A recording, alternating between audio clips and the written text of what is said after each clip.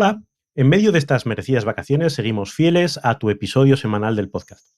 Así que durante los meses de julio y agosto podrás disfrutar de la escuela de verano gracias a los patrones de Kenso Círculo. 8 capítulos donde reseñaremos los libros clave de la efectividad personal y que si tú también quieres apoyarnos y recibir estas reseñas a lo largo del año, puedes hacerlo uniéndote a Kenso Círculo. Como miembro de Kenso Círculo recibirás cada mes una reseña de los mejores libros de productividad, accederás de manera anticipada y sin publicidad a los episodios del podcast y recibirás un descuento en nuestros cursos online y, lo más importante, nuestra eterna gratitud. Así que te esperamos en kenso.es/círculo y disfruta de la reseña de esta semana.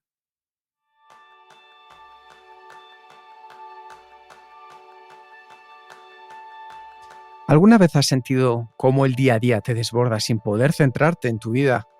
¿Tienes tantos objetivos que alcanzar que se te olvida saber cuáles son los más importantes? Si tu respuesta es afirmativa, es el momento de convertirse en esencialista. Y ese es el tema principal del programa de esta semana, donde aprenderás cómo enfocarte en lo que de verdad te importa de la mano del libro Esencialismo de Greg McKeown. Bienvenidos a un nuevo episodio de Kenso Círculo, el podcast donde descubrirás los libros para vivir en efectividad y ser más feliz. Yo soy Run Sangers, aprendiz en el esfuerzo mínimo para conseguir resultados. Y yo soy Kike Gonzalo, aprendiz en preguntarme ¿para qué? Como siempre, bienvenidos a todos vosotros miembros de Kenso Círculo, y la verdad es que hoy tenemos un libro de lo más interesante. Jeroen, ¿a ti qué te ha parecido? Porque a mí creo que hay grandes aprendizajes que podemos sacar de este libro. Sí, desde hace mucho tiempo me gusta mucho Greg McKeown, todavía no sé cómo se pronuncia el nombre, ¿no? Y justo este día salí en la lista de podcast escuchando, salía una entrevista con él, que justo esta mañana que he terminado esta entrevista en el podcast de Tim Ferriss. Tim Ferriss también hemos reseñado el libro, que su podcast es bastante mejor que el libro que hemos reseñado. Y la gracia de entrevista es la segunda vez que viene Greg McKeown y venía porque acaba de publicar un nuevo libro, el siguiente bestseller seguramente. Y la gracia es que Greg McKeown es una persona que sabe hablar tan bien y sabe muy bien que al final, aunque Tim Ferriss es un buen entrevistador, al final es el Greg McKeown que toma un poco la iniciativa y al final acaba de hacer una sesión de coaching con Tim Ferriss. ¿De verdad? Y es la segunda vez que he escuchado esto, y la primera vez pasaba lo mismo. Y esto, pues básicamente Tim Ferriss hace una pregunta y Greg McKeown pues básicamente dice, vale, pues para explicarlo, pues tú cojo una. Y la guía y medio entrevista es más Greg McKeown haciendo preguntas a Tim Ferriss sobre sus problemas, su vida, etc. Intentando ayudar a Tim Ferriss, que al revés. Y es súper interesante. Me ha encantado. Me parece de lo más interesante porque tiene mucho que ver con el libro. Es decir, el libro es un libro que a la hora de leerlo, aquellos de vosotros os lo recomendamos.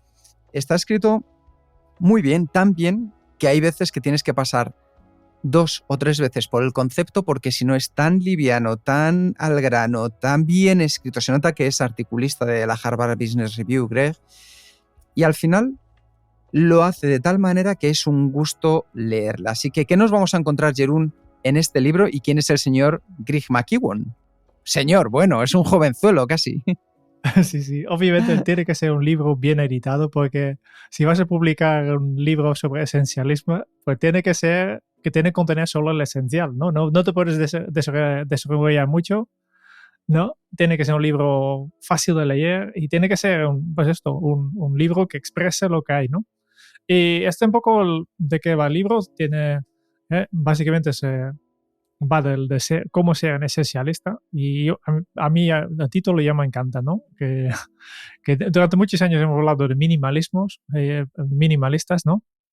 Y la palabra minimalista nunca me ha gustado de todo, porque el objetivo no es llegar al tener lo mínimo posible, ¿no? Llegar a cero, ¿no? El objetivo es encontrar tu punto óptimo de cuántas pertenencias necesitas, hasta dónde tienes que esforzarte, ¿no? Y por eso me gusta el título esencialismo, que es, vale, identificar qué es lo esencial, ¿no? Y básicamente es un libro que va de vivir con propósito. Uh-huh. va de tener menos, pero mejor. Va de cómo hacer las cosas correctas, que es un tema que también nos encanta, ¿no? Pero efectivamente no se trata de hacer lo menos posible, trata de hacer lo que debes hacer, ¿no? Que me encanta esta diferenciación, Jerún, porque muchas veces la gente confunde simplificar con ser esencialista. Y lo que defiende Greg McKeown al final es la reducción y el recorte de los procesos vitales, especialmente, sobre todo, en el trabajo. Enfoca muchos aspectos de este libro en el trabajo, aunque, como veréis más adelante, los podemos aplicar en nuestro día a día. Nos impulsa a rechazar. Una cosa que justo esta mañana escuchaba es que explicaba la cuenta de las piedras en el jarro, ¿no? Las piedras grandes y pequeñas que si empiezas por poner a la arena y después las piedrecitas pequeñas, y entonces las piedras grandes no caben. Seguramente has escuchado esto, ¿no? Y este libro va de cómo saber cuáles son tus piedras grandes. Este es un poco el tema de este libro. Y para si ya que es un spoiler, el siguiente libro, ¿no? Se llama, todavía no está traducido, se llama Effortless. Se va de qué debes hacer si tienes demasiadas piedras grandes. Que también es interesante. Bueno, pues por resumir un poco lo que nos vamos a encontrar en este libro y en este podcast es cómo podemos pasar de tomar decisiones reactivas a, en su lugar, tomar decisiones conscientes y hacer solo lo que tú hayas decidido hacer, eliminando el ruido que hay a tu alrededor y aceptando, lo veremos luego, las compensaciones por esas decisiones que tomas. Así que, como dice Greg McKeown, vamos a ser esencialistas y vamos a trabajar con un punto de partida que son 4 pilares, como en el caso de Kenso, ¿verdad, Jerún? Uh-huh. Sí. Una vez que sabes cuál es un esencialista, básicamente te trazo un viaje de 4 partes y cada parte tiene varios conceptos que en total son 21 capítulos, ¿no? En cada secciones. Y si quieres también, al final del libro hay un reto de 21 días que básicamente te presenta un reto para aplicar un concepto de cada capítulo, ¿no? Es también súper interesante para hacerlo. Las acciones de este reto están en el mapa mental de este episodio, ¿no? La primera parte trata de definir qué es lo esencial, ¿no? Después la segunda parte va de explorar, pues, buscar diferentes opciones, porque esta es una de las cosas que explica el Greg, es que justo cuando te limites a lo esencial, no, lo esencial no es que no dedico tiempo a investigar opciones. Por ejemplo, si tienes que comprarlo, ¿no? Seguramente explora más, piense mucho más, pruebe muchas más cosas para después quedarse con lo mejor, ¿no? Estoy pensando, por ejemplo, en comprar, no sé, unas zapatillas, ¿no? En esencialista solo tiene pocas parejas de zapatillas, pero lo ha investigado muy bien, ha explorado. De este va la segunda parte, de explorar. Y la tercera parte es eliminar, que es obviamente lo que esperamos de este libro, ¿no? De cómo decir que no, cómo sacar cosas, cómo sacar cosas que nos sobran de nuestra vida. Y el último es ejecutar, ¿no? Aquí hablamos de fluir, de concentrarnos, de estar presente, de crear espacios, etcétera. Un poco el día a día. Pues vamos con la primera parte, que es definir lo esencial, porque en medio de la infinidad de opciones que tenemos hoy en día, es posible que nos olvidemos cuáles son de verdad las más importantes. Para ello, Greg McKeown reconoce que en medio de tantísimo que tenemos a nuestra disposición y de manera tan inmediata, las fuerzas externas a uno mismo influyen en la toma de decisiones. Hoy, más que nunca, en cualquier otro momento de la historia, es difícil tomar decisiones de manera consciente, porque, como decimos mucho en Kenso, el recurso más valorado y el que buscan las empresas es tu atención. Por eso es tan difícil poder centrarnos en aquello que es de verdad esencial para nosotros, porque hay un bombardeo a nuestro alrededor de ruidos, de llamadas, de colores, de sonidos, de peticiones que nos impiden enfocarnos en gran parte en nuestro día a día. Entonces, la interconexión actual significa que todas las personas que conoces y muchas que no conoces pueden también reclamar el derecho a opinar sobre cómo vives, cómo trabajas, cómo te comportas. Y creer en el mito de que puedes tenerlo todo, dice McKeown, puede ser destructivo. Te hace emprender más actividades, muchas de ellas que son poco gratificantes. ¿Por qué? Porque al final el esfuerzo que les has dedicado, una vez que las has conseguido, ya se ha terminado, ya tienes que ir a por lo siguiente. Esto lo decimos mucho cuando buscas, pues eso, comprarte una casa nueva, de repente te has comprado una casa y luego quieres otra más grande. Entonces, lo importante es darnos cuenta que hacer más trabajo menos significativo intensifica ese estrés con el que sobrevivimos nuestro día a día y nos hace estar menos satisfechos con nuestros logros.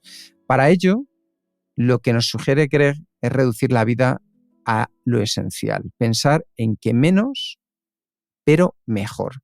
Yo creo, Jeroen, que este es un tema de verdad importante para nuestro día a día a la hora de tomar decisiones. Sí, hay una gráfica que es un diagrama Venn de 3 círculos y lo explica perfectamente, ¿no? Lo que queremos es, un círculo es todo, ¿no? El otro es popular y el tercero es ahora. Y aquí el centro es un poco lo que todos están buscando, pero él llama el punto máximo de frustración, ¿no? Porque lo queremos todo, lo queremos ya y queremos todo lo que porque es popular, ¿no? Y lo que tenemos que buscar es cambiarle un poco las etiquetas de los niños y luego todo necesitamos la cosa correcta, ¿no? Entonces, en lugar de popular necesitamos elegir la cosa por la razón correcta, ¿no? Y en lugar de now, de ahora, necesitamos ponerlo en el momento correcto, ¿no? Y ahí está el punto máximo de contribución. Y esto es lo que tenemos que buscar, ¿no? Y hay opciones, simplemente pensamos que tenemos que hacer todo, que hay que, ¿no? Este es para mí una clave de esta primera parte, es que cambies un poco de la palabra. Ya sabes, las palabras te crean realidades, ¿no? Y de pasar de la típica frase de un no esencialista, que es tengo que hacer esto, debo hacer esto, el esencialista pasa a yo elijo hacer esto. Eso es. Yo creo que es para mí ya un primer paso muy importante porque está en tus manos.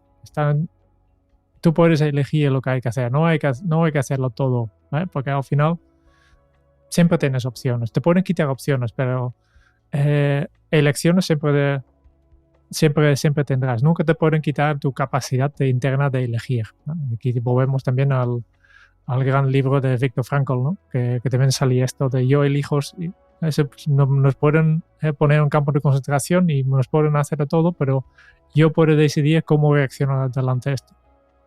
Desde luego, Jeroen, yo creo que este punto de partida es maravilloso porque muchas veces vamos enfocados en cómo organizar nuestro día a día de abajo a arriba, es decir, de las miles de tareas que tenemos que nos desbordan a nuestro alrededor y de ahí poco a poco decir cómo vamos avanzando.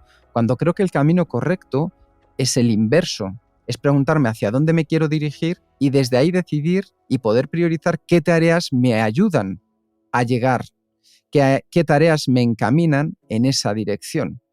Y creo que aquí lo hace muy bien Greg porque nos da un punto de partida en el que luego todos nos podemos ver identificados y somos conscientes. Porque respondedme vosotros a esta pregunta, ¿quién no quiere acercarse a hacer las cosas correctas en el momento correcto y de la manera correcta, como decimos en Kenso? Yo creo que ese es un buen punto. Y una vez que ya podemos decir que nuestro entorno tiene miles de distracciones, tenemos que eliminar todas aquellas tareas que no contribuyan hacia tus objetivos. Porque muchos libros de éxito, de autoayuda, de los que podéis encontrar en cualquiera de las librerías famosas colgados, que por cierto, yo el otro día me dio por pasearme por estas estanterías de, una FNAC, voy a hacer un poco de publicidad, y me llamaba la atención cómo van enfocados con un título que haga picar, pero luego veías el contenido y decías, wow, es tremendo. Al final están enfocados en unos objetivos que no es querer lo correcto para tu vida, sino algo que es mucho más profano, es más mundano, es para todo el mundo. Y me encontré también con muchos que lo que hablaban es de reducir el desorden en estanterías, cocina y en armario de ropa. ¿Te suena, no? Sí. La Marie Kondo. Marie Kondo, eso es. Pues McEwan señala que también, en cierto modo, podemos aplicar algunos principios que son similares para reducir el desorden en nuestra vida. Y la idea es considerar con cuidado si una búsqueda o un trabajo en particular hace y nos aporta una mayor contribución para conseguir lo que queremos. Porque cuando identificamos las actividades que cumplen las prioridades que nosotros buscamos, es tan sencillo como deshacernos del resto. Es eliminar o dejar para un momento posterior todas aquellas tareas que no vayan a contribuir de manera directa y eficaz al logro de tus objetivos. Y eso significa, subraya Greg, que necesitas un conjunto claro de tareas y métodos, porque reducir la vida a lo esencial va en contra de la naturaleza de la mayoría de las personas, que siempre queremos acaparar más. Es decir, por instinto nos hemos acostumbrado a más, cuando lo importante para decidirnos y poder priorizar es menos. Que esto, Jeroen, luego yo creo que es muy interesante que tú cuentes el poder de la intuición, cómo funciona con muchas y pocas opciones. Sí. Así que tenemos que hacer un esfuerzo dedicado, concentrado y consciente para poder alcanzar este punto de saber con qué nos quedamos y qué eliminamos.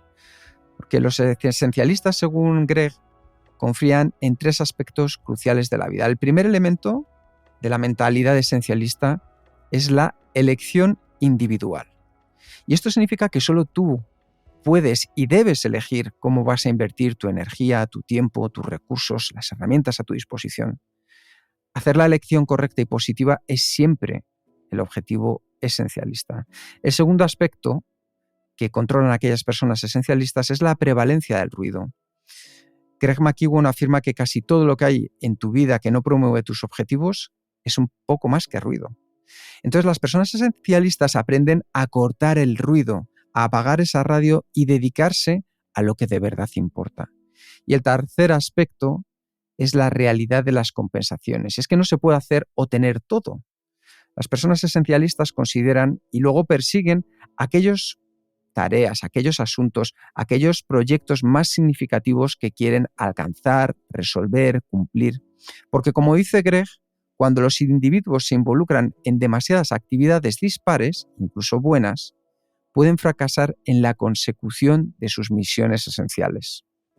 Sí, hay un párrafo que a mí me ha chocado que dice, bueno, pues especialmente en las concesiones, porque no estamos acostumbrados, ¿no? Queremos tenerlo todo.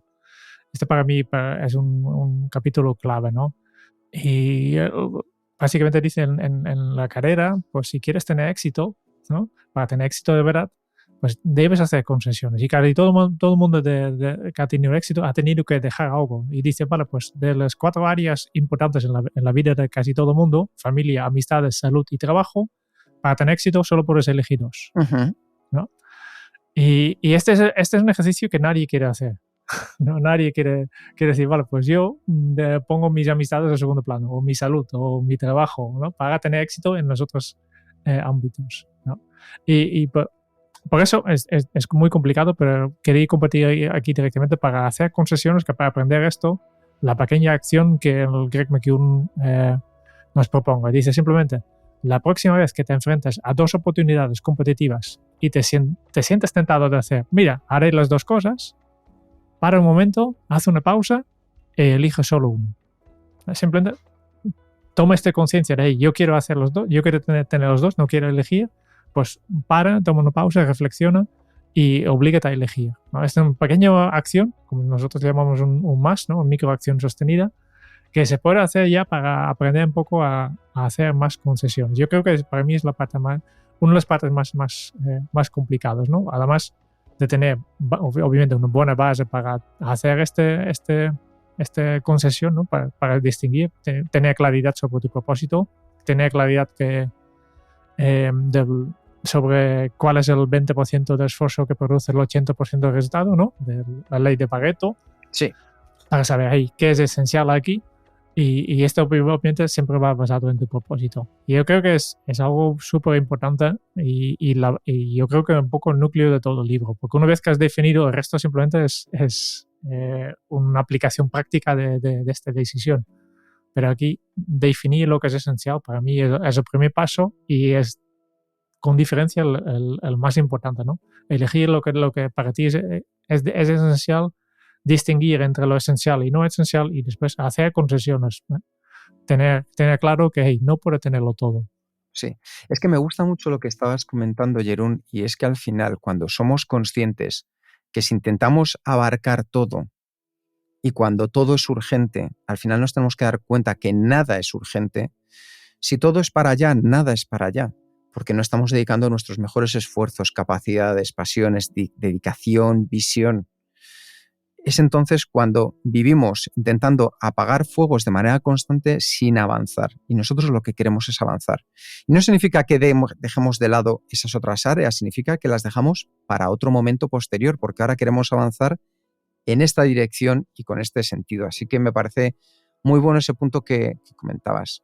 Otro de los temas que trata Greg en su libro es un poco la comparación que encuentras a menudo entre las personas esencialistas y no esencialistas, que él utiliza como leitmotiv a lo largo del libro. Y es que los no esencialistas creen que pueden tenerlo todo y los esencialistas identifican las compensaciones más productivas y deciden dónde ir con todo. Entonces, para ello pone el ejemplo de Southwest Airlines como ejemplo de poder de las compensaciones positivas. Herb Kelleher, que es el CEO de esta compañía, hace concesiones de manera consciente para garantizar prácticas empresariales sólidas. Es decir, lo que hizo es tomar una decisión con un propósito y a partir de ahí centrarse solo en él.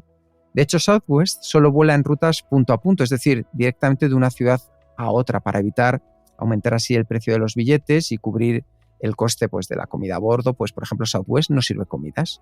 Solo ofrece una clase de billete que es la económica. Y al final, si estas opciones hacen que los pasajeros se dirijan a otras compañías, Greg McKeown afirma que a esta empresa no le importa, porque lo que hicieron fue proponerse dirigir una aerolínea de bajo coste. Lo que nunca pretendieron fue que le gustara a todo el mundo. Y eso al final, tomar decisiones difíciles y no gustarle a todo el mundo es algo que tenemos que tener en nuestra cabeza en cómo hacerlo. ¿Por qué? Porque siguiendo este ejemplo, muchas otras aerolíneas intentaron copiar este estilo, pero manteniendo, oye, pues quiero mantener un poco del servicio, de la atención. No. Tú tienes que ir 100% con lo que sea tu propósito esencial. Porque los esencialistas saben que no pueden tenerlo todo. Así que hacen concesiones efectivas porque saben que eso no es necesario en su día a día.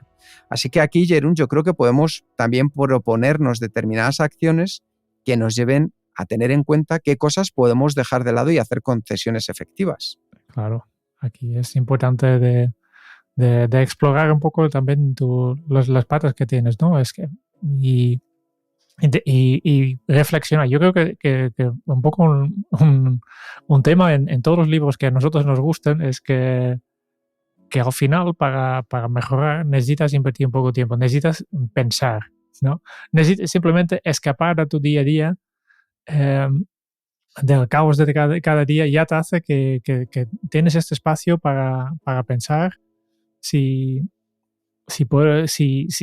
por ejemplo, qué es esencial o cómo te organizas o cuál es tu propósito o todos estos temas que al final te ayudan mucho y hay muchísimos beneficios de tomar este tiempo y es algo que no hacemos, ¿no? En el libro creo que hablo, por ejemplo, de Bill Gates. En su época de Microsoft, como CEO de Microsoft, pocas personas tenían más trabajo que Bill Gates, ¿no? Que tenía multinacional. Y aún así, y todavía lo hacen, todavía tiene mucho trabajo ahora con su fundación, ¿no? Está intentando de mejorar la salud de todo el mundo, ¿no? Pero aunque tiene tanto trabajo, siempre 2 veces al año tiene su semana para pensar y simplemente desaparece, desconecta de todo, ¿no? Y si un CEO del tamaño de Bill Gates puede desconectar de todo, es decir, no lleva ni móvil ni nada, y se va a una cabaña en la montaña que tiene él, y lo único que hace durante toda esta semana es leer y pensar. Uh-huh. Y ojo, no es que Bill Gates el resto del año no lea, que es una de las personas que más libros ha leído Cierto. que yo conozco, porque siempre va con un libro, siempre, a cada segundo que tiene. Con una bolsita llena de libros, sí. Tiene un asistente que se los prepara. Sí. Pero 2 veces al año el Bill Gates pues tiene este espacio. También habla del Stanford, que tiene el Day School, que es un proyecto de la Universidad de Stanford, que también han creado en la sótano del colegio, de la universidad, han creado un espacio optimizado para pensar, ¿no? Y ahí hacen tipo de clases especiales, ¿no?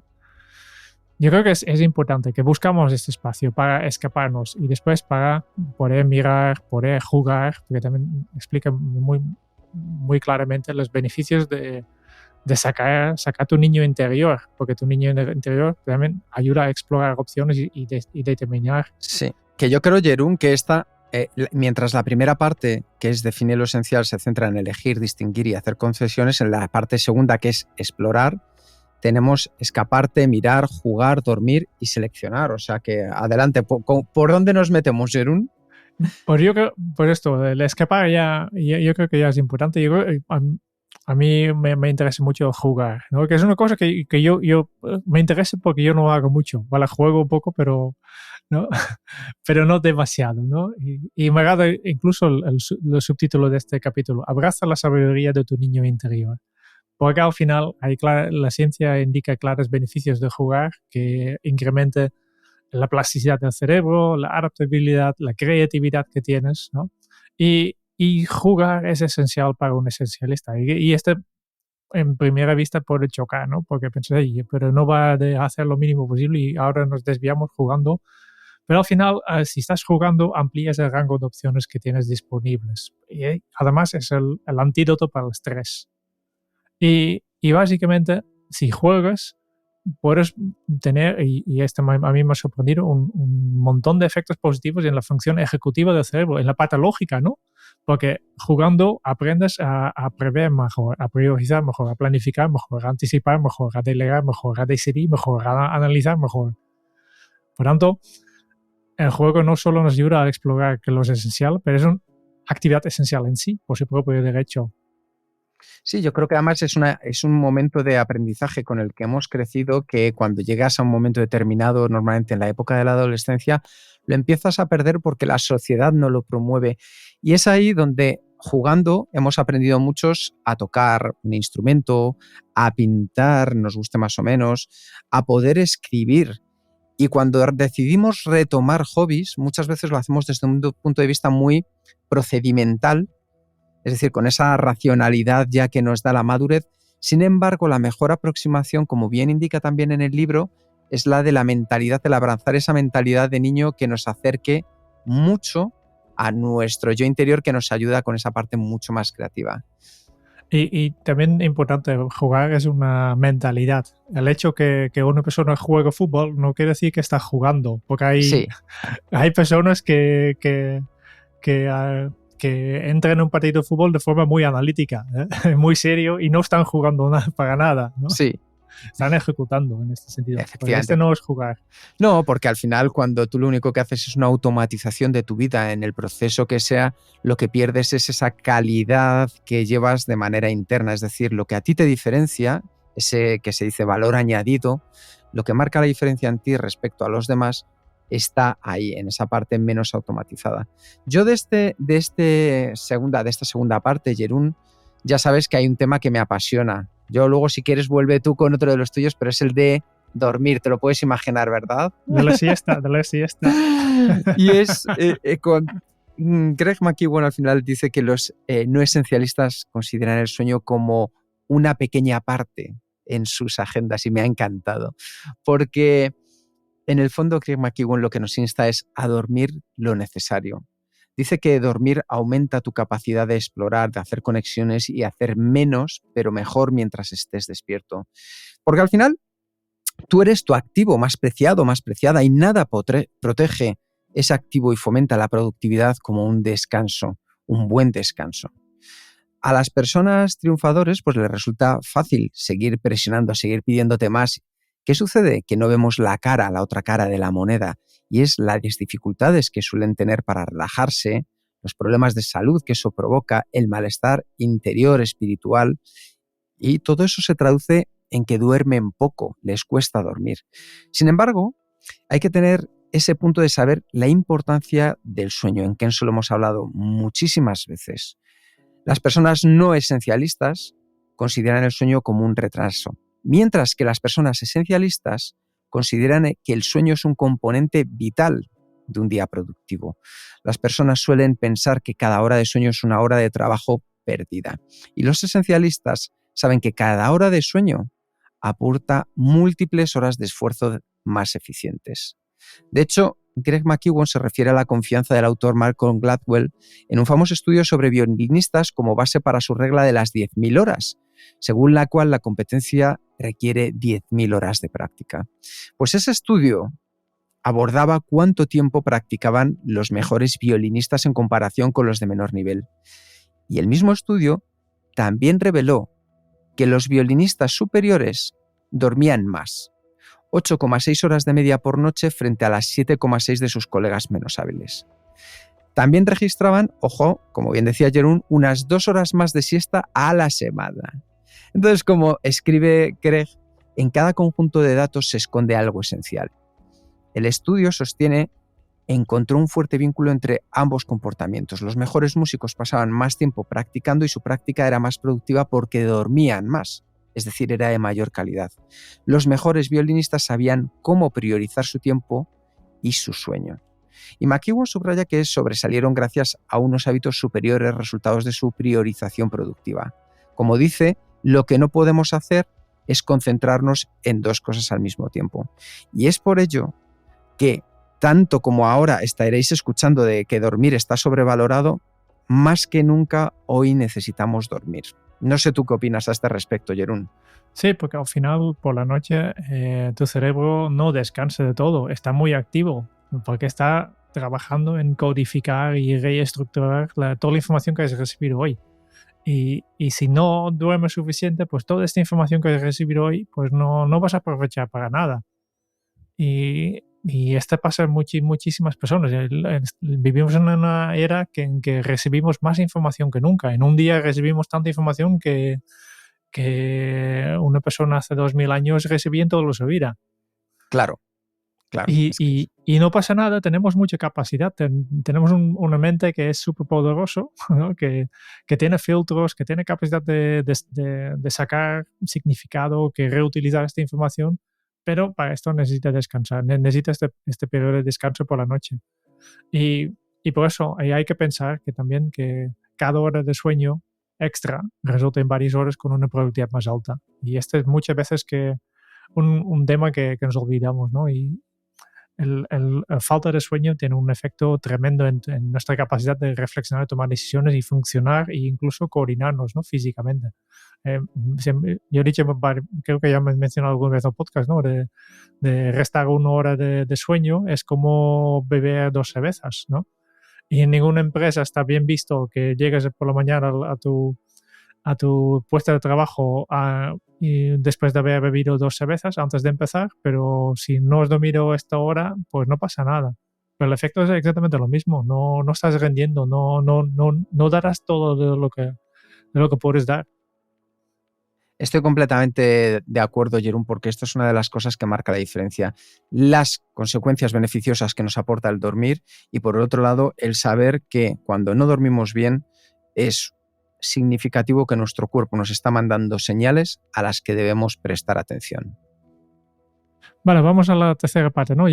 Sabemos que es esencial, hemos definido, hemos explorado opciones, porque obviamente para saber cuáles de las cosas es importante necesitamos tiempo de reflexión, tiempo de exploración, jugar, dormir, para al final poder seleccionar, elegir.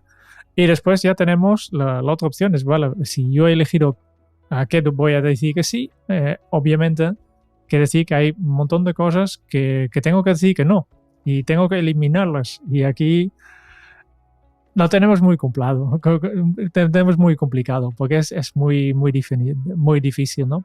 Y es muy difícil simplemente, otra vez, por una falta de claridad. Y yo creo que es la primera parte de, vale, pues si tienes claridad sobre qué es lo esencial, también tendrás claro que no es esencial, ¿no?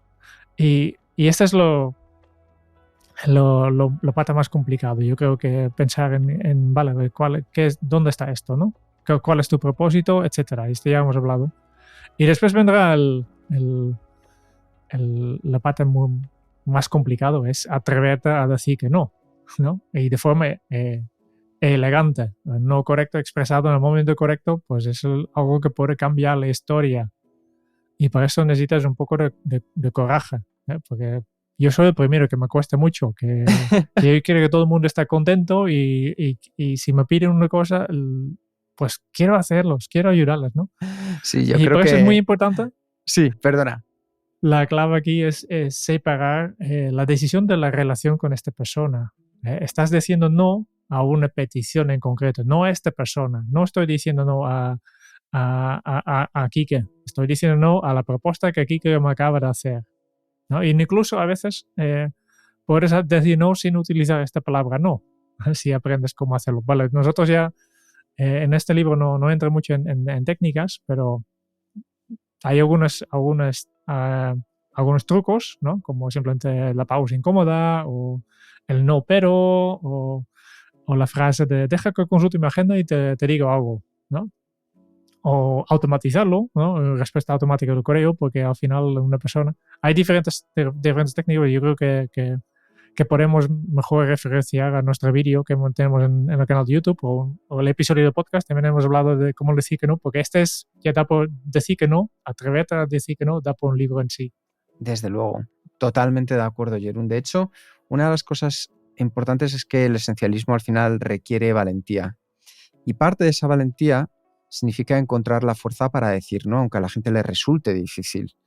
¿Por qué? Porque tememos decepcionar a alguien o parecer difíciles o romper lazos.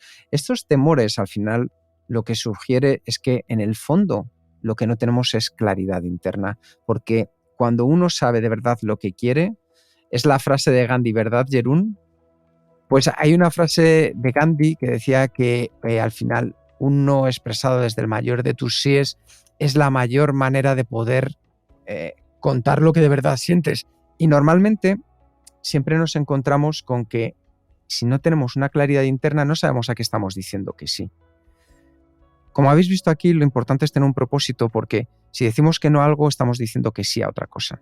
Y a la inversa, cuando decimos sí a cualquier persona, estamos diciendo que no a algo nuestro. Entonces es muy importante saber a qué estamos diciendo que no en cualquier caso. Así que a medida que desarrolles esa claridad, vas a aprender a decir no cuando quieras y aprenderás a decirlo con naturalidad para preservar tu energía y tu perspectiva.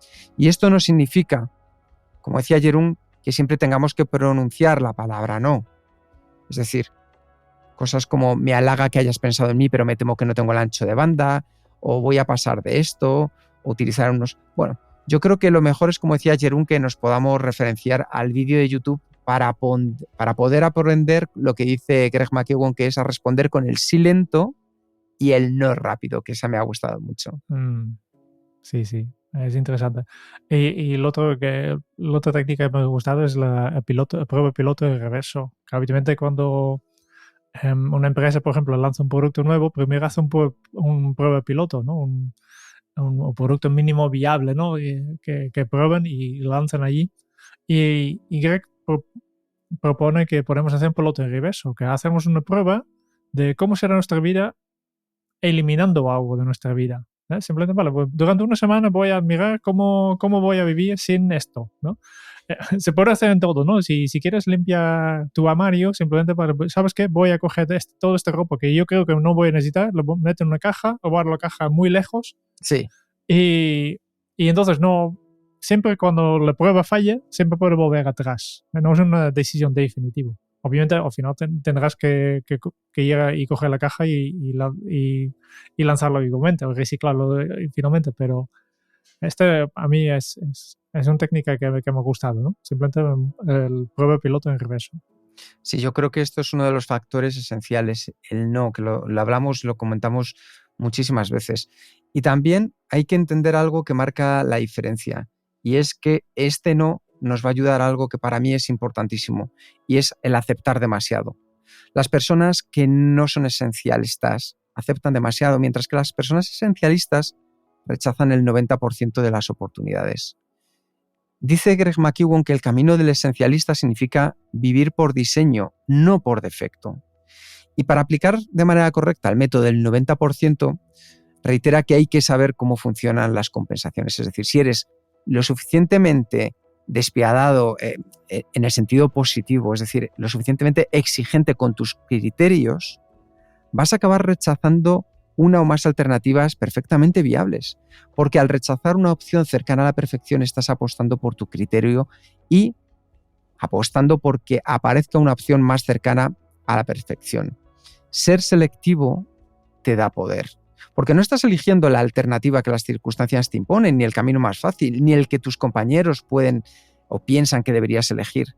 Estás eligiendo por diseño, no por defecto. Y este es un cambio significativo. Y la aplicación de la regla del 90% a diversas áreas de tu vida te enseña que si tus criterios no son tan elevados como deberían ser, las múltiples opciones que te rodean te van a abrumar. Sin embargo, si mantenemos un criterio importante del 90%, eliminamos la indecisión, la emoción, la compulsión de los procesos de decisión. Este 90% te obliga a pensar y considerar cada movimiento. Una persona no esencialista acepta casi cualquier petición u oportunidad y apenas tiene criterios, mientras que un esencialista rechaza el 90% de las oportunidades, espera a que aparezca la oportunidad más adecuada y entonces se centra. Así que ten en cuenta que en la práctica esto puede resultar más fácil de decir que de hacer, pero como decía Steve Jobs, al final he dejado pasar miles de proyectos maravillosos para centrarme en los que de verdad importan. Esa capacidad que hace poco Jeroen lo veía en un vídeo de Jonathan Ive, que era el ex vicepresidente de diseño, le preguntaban, no sé si era la Universidad de Oxford, en una entrevista que le hacían acerca de cuál era el aprendizaje que había sacado, que más le había impactado a Steve Jobs. Y contaba justo la capacidad de decir que no a proyectos interesantísimos para poder centrarse y concentrarse en aquellos pocos que de verdad había seleccionado. Dice, claro, al principio me llamaba mucho la atención porque eran cosas maravillosas lo que le proponíamos.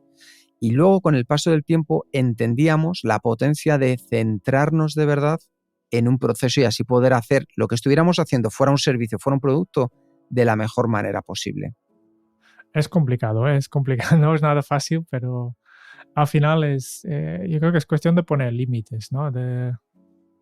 Y pensamos que cuando tenemos menos cosas y tenemos estos límites que no nos limiten, pero justo al revés, ¿no? Los límites, el Greg que explica, son un poco como las paredes de un castillo de arena, ¿no? Y si dejas caer una pared, se derrumba todo. Por eso es tan importante tener los límites, ¿no? Los límites protegen tu tiempo y es importante, ¿no?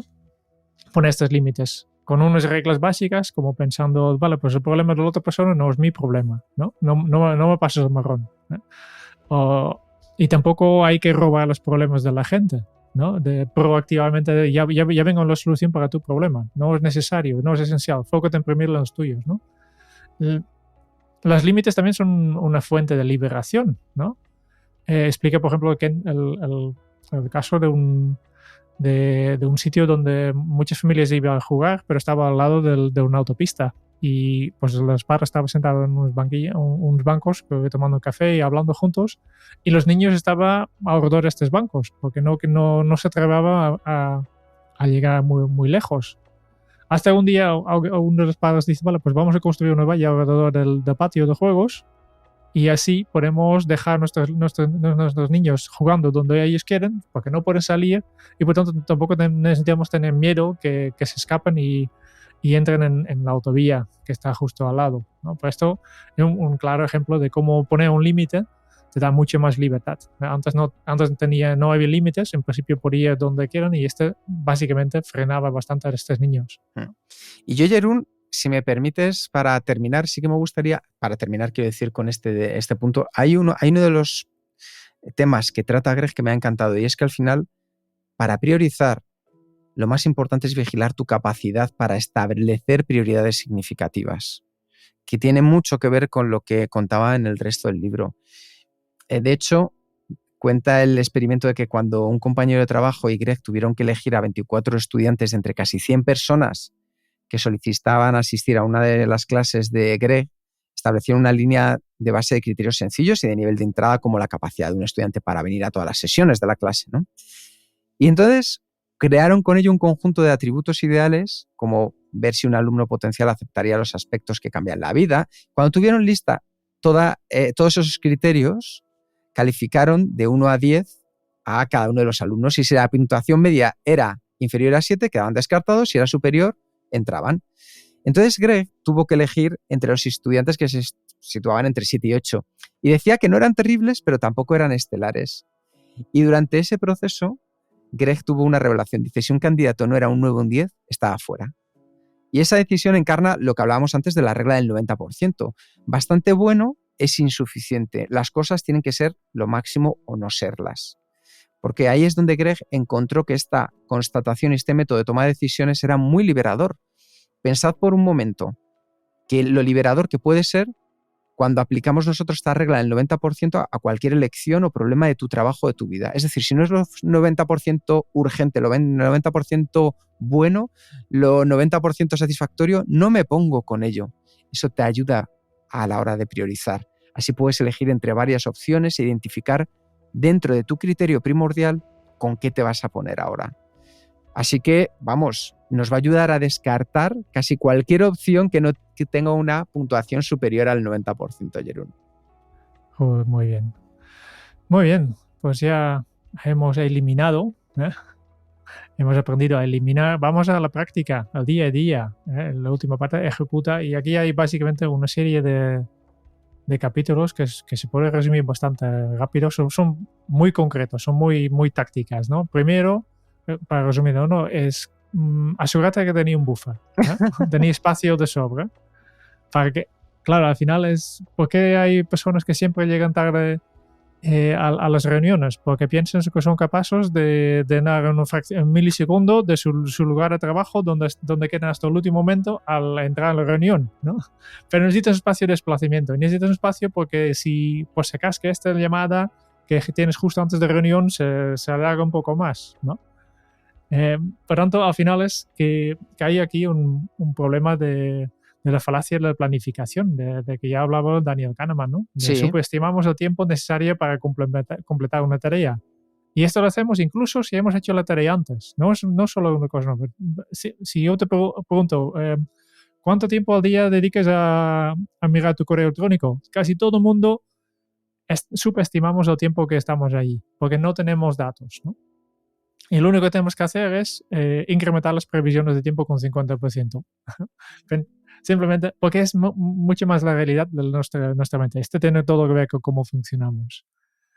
¿Vale? Después, restar, eliminar obstáculos. Que simplemente hay cualquier proyecto, cualquier plan que tienes, cualquier hábito que siempre hay imprevistos, siempre habrá obstáculos. Y simplemente lo que dice el Greg aquí es hay que identificar estos obstáculos y, ¿no? Simplemente tener clarificando qué es la intención esencial, ¿no? ¿Qué es lo que realmente quieres conseguir? ¿Cómo sabes que es logrado? Estas dos preguntas ya hace mucho. Y después mirar, vale, pues ¿qué obstáculos puedo esperar? Explicamos nosotros en el método retos, ¿no? Siempre hablamos de planificando objetivos, hablamos también de los obstáculos, ¿no? Y lo que hay que hacer es intentar ya solucionar estos obstáculos para que luego puedas progresar, ¿no? Puedas avanzar. Y aquí para avanzar la clave es simplemente celebrar todos los victorias. No fíjate en una cosa muy grande, pero dividirlo en partes más pequeños, ¿no? Está ahí un ejemplo súper chulo en este capítulo sobre el ayuntamiento de Richmond, la policía de Richmond, que que ha empezado a repartir multas positivas. En lugar, la policía dice, vale, pues tenemos muchos más problemas de criminalidad y problemas de convivencia aquí en esta ciudad. Y claro, ¿por qué nosotros como policía solo actuamos cuando ya es demasiado tarde, cuando ya ha pasado? ¿Por qué no hacemos algo proactivo? Y han empezado a distribuir multas para multas positivas, ¿no? Para cosas que la gente hace bien. Y esta es una cosa que nosotros necesitamos intrínsecamente porque vivimos juntos, necesitamos reconocimiento por las cosas que hacemos, ¿no? Y por eso es tan importante que celebramos las pequeñas victorias. Al final, en lugar de tener un enorme proyecto y una gran celebración al final, es mucho mejor dividirlo y tener pequeñas celebraciones. Me parece excelente. Y después, dos técnicas más, que una es fluir, que ya volvemos al Mihaly Csikszentmihalyi, el gran libro de fluir, y aquí básicamente lo que explica es la poder las rutinas, y lo explica de forma fenomenal a través del ejemplo de Michael Phelps, el nadador, que dice que básicamente tiene una rutina que dura 3 horas antes de empezar. Ya tiene las 3 horas antes de cada competición, son exactamente lo mismo, hace exactamente los mismos pasos, ¿eh? Y claro, el momento que él empieza a nadar, ¿no? Ya lleva 3 horas de pequeñas victorias porque ha hecho su rutina, ¿no? Y entonces simplemente es una continuación de algo que ya ha empezado. Y este es un poco el gran poder de rutinas que hacen que todo parezca fácil, ¿no? Porque simplemente un hábito, por eso ya ya hemos hablado mucho de hábitos en los libros de hábitos atómicos, pero es importante, son súper importantes. Pues esto me parece brutal. Sí. Y después el último es concéntrate. Concéntrate en lo que es importante en cada momento. No te dejes distraer. Enfócate en lo que es importante ahora. No haces multitarea, o sí que puedes hacer multitarea, pero lo que dice el Greg McKeown es no puedes hacer multienfoque. No podemos hacer 2 cosas simultáneamente. Por ejemplo, escuchar este podcast mientras estás caminando o conduciendo o lo que sea, ¿no? Se puede hacer perfectamente, pero no podemos concentrarnos en dos cosas al mismo tiempo. Por tanto, tenemos que aprender a estar en la hora, ¿no? En el momento, y claro. lo primero es averiguar qué es lo más importante ahora mismo, cuál es la única tarea que tienes que hacer, ¿ya? Saca del futuro de tu mente, simplemente capturando la información, prioriza y si no tienes claro qué es prioritaria, pues toma la pausa, la típica pausa que refresca. Y con esto ya llevamos hemos pasado por la táctica, la ejecución. Y solo queda una cosa, y aquí volvemos al señor Gandhi, que ya has mencionado antes. Sí. Que tiene mucho que ver. El Gandhi es el ejemplo típico de esencialismo, porque al final su lema era que quería reducirse a cero. Que decía, vale, yo quiero, ¿no? mi propósito, mi misión es mucho más importante que mi persona. Y este lo ha llevado al extremo, tan extremo que no hace falta que vayas ahí, pero al final, cuando se murió, tenía exactamente 10 pertenencias, 10 cosas, 10 objetos. Lo importante es que dejamos de hacer cosas esencialistas y aprendemos a ser esencialistas. Para mí es un poco la gran transformación, ¿no? Y al final, si aprendes, obviamente empiezas con el camino haciendo cosas esencialistas, pero al final te conviertes en el esencialista, que es la forma más natural de pensar y de actuar de ti, ¿no? Y si realmente vives como un ser esencialista, tendrás más claridad, más control y más importante, mayor alegría en el viaje.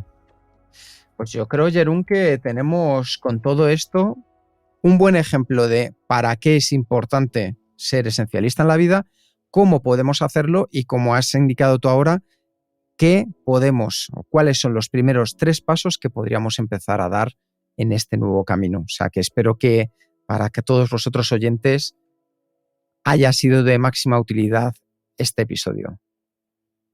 Vale, pues perfecto. Quique, ¿qué te ha parecido el libro? ¿Cuál es tu opinión?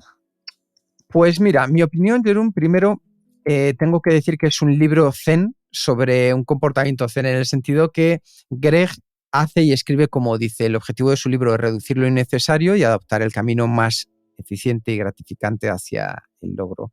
Y lo demuestra este compromiso con estos ideales, escribiendo frases sencillas, despojadas, bien construidas, son fáciles de leer y que puede que algunas veces, como decíamos, incluso tengas que ojearlas un par de veces para reconocer la profundidad y la elegancia aplicable de sus consejos. A mí me ha recordado mucho, por hacer una comparación, a Mohamed Ali, cuando decían lo de baila como una mariposa y pica como una abeja, ¿no? Y en este sentido lo hace así, escribe de manera tan ligera que a veces parece superfluo, sin embargo es tremendamente profundo. Y de esta manera ofrece una comprensión de sus principios en varias capas. La primera capa son las palabras en cada página, pero la capa más profunda es el número de palabras que necesita para transmitir sus ideas. Y leer a Greg, aunque no se aplique ni una sola de sus sugerencias, crea una sensación de calma zen en cualquier persona que os acerquéis a este libro. Pero aún más valioso es un mensaje convincente de que cualquiera puede aplicar sus consejos para cambiar la vida.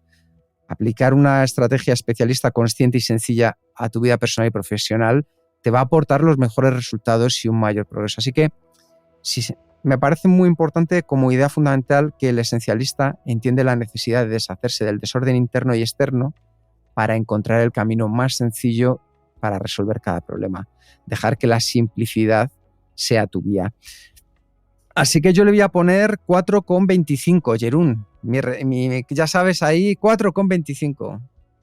Muy bien, muy bien. Vale, yo estoy muy de acuerdo con lo que tú dices, porque efectivamente yo no quiero saber la presión que ha tenido Craig McKeown cuando publica este libro, porque obviamente si el tema es esencialismo, que tú dices, el libro Zen sobre completamente Zen, si tiene que salir así, hay que reducirlo al máximo, hay que enfocarte en un único mensaje, hay que ser muy esencialista también con los mensajes, con los ejemplos, con las anécdotas, y yo creo que lo ha conseguido bastante, porque es un libro que aunque son 20 capítulos, 21 capítulos, no saben, son breves y cada capítulo es muy práctico, con una estructura clara, siempre una anécdota para explicar el concepto, después una breve explicación, siempre la tabla de no esencialistas contra esencialistas, cuáles son exactamente las diferencias, y después unas pautas prácticas para cómo podemos llevar esto a la práctica. Y esto obviamente yo siempre valoro mucho que sea un libro que me ayude también en la parte práctica. Y yo he tenido ya varias cosas que me gustaría hacer. Yo tengo varios puntos de acciones sacados. Por ejemplo, la más importante yo creo que es voy a tener este jornada de reflexión trimestral. Yo creo que voy a buscar un sitio 4 veces al año, me cierro un día en un sitio que no sea aquí a casa delante mío, ¿no? Pero con bolígrafos y voy a dedicar un día entero a pensar y reflexionar y leer cosas. No una semana como hace Bill Gates, pero yo quiero empezar con un día, que ya es una cosa. Y más temas, ¿no? Quiero subir el listón. Yo quiero también aplicar la regla del 90%. Yo creo que también es algo que tengo que aplicar más, ¿no? Pues es un libro que a mí realmente me ha motivado a aplicarlo, aunque yo ya me considero bastante esencialista, ¿no? Yo muchas de esas cosas que ya aplico, tampoco, ¿no? Por eso, como es tan esencial, yo creo que también es un mensaje tan importante, tan bien explicado. Mi valoración para este libro sería un 4,5. ¡Ay! Casi, Jeroen. Estamos cada vez más cerca. Sí, no. Venga, yo le voy a poner un 4,5 como tú, Jeroen. Tienes razón. Este libro, sí, estoy pensando así un poco en perspectiva y es un libro que recomiendo de manera... La gente que lo lea va a disfrutarlo, va a aprender y hay muchos aprendizajes de los que merece la pena. Quizá he sido un poco duro, le voy a poner entre ese 90%. 4,5. 4,5, muy bien. Bueno, ¿y cuál va a ser el próximo libro, Jeroen, que te toca elegir? Me toca elegir. Sorpréndeme. No te sorprendo porque es un libro que ya hemos mencionado hace poco.